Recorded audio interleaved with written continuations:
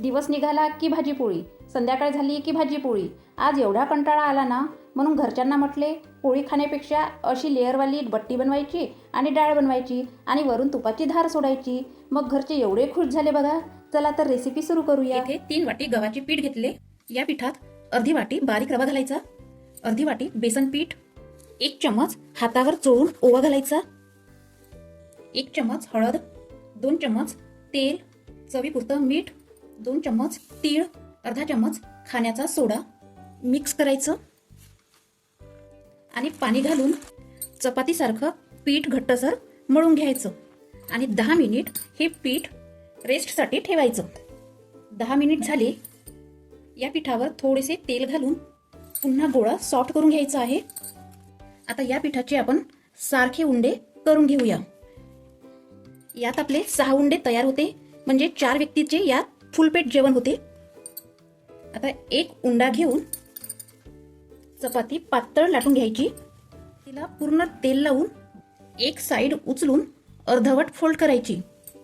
उचललेल्या साईडला आणखी तेल लावायचं. दुसरी पण साईड याच पद्धतीने फोल्ड करायची. पुन्हा तेल लावायचं.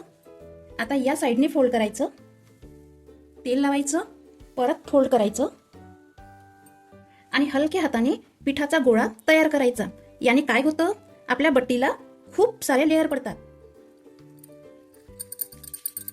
बाकीचे उंडे याच पद्धतीने करून घ्यायचे. या झाल्या आपल्या बट्ट्या तयार. इकडे इडली पात्रात पाणी गरम करायला ठेवले. आता या पात्राला थोडेसे तेल लावून घ्यायचे, म्हणजे आपल्या बट्ट्या अजिबात चिकटणार नाही. आता इडली कुकरमध्ये हे स्टँड ठेवून बट्टी ठेवायची. याला पण तेल लावून एक स्टँड सोडून दुसरं स्टँड ठेवायचं, म्हणजे एकमेकाला बट्ट्या आपल्या अजिबात चिकटणार नाही. आता यावर झाकण ठेवून 15 मिनिट गॅसवर वाफवून घ्यायचं. 15 मिनिट झाले की झाकण उघडून घ्यायचं. चाकू तर बघा किती आपला क्लीन येत आहे, छान शिजल्या गेले आहे, मस्त डबल झाले आहे आणि क्रॅक गेले आहे, म्हणजे आतून मस्त शिजले आहे. आता काढून थंड होऊ देऊ. थंड झाली की एका ताटामध्ये काढून घ्यायची. आता बट्टी कापून घेऊया.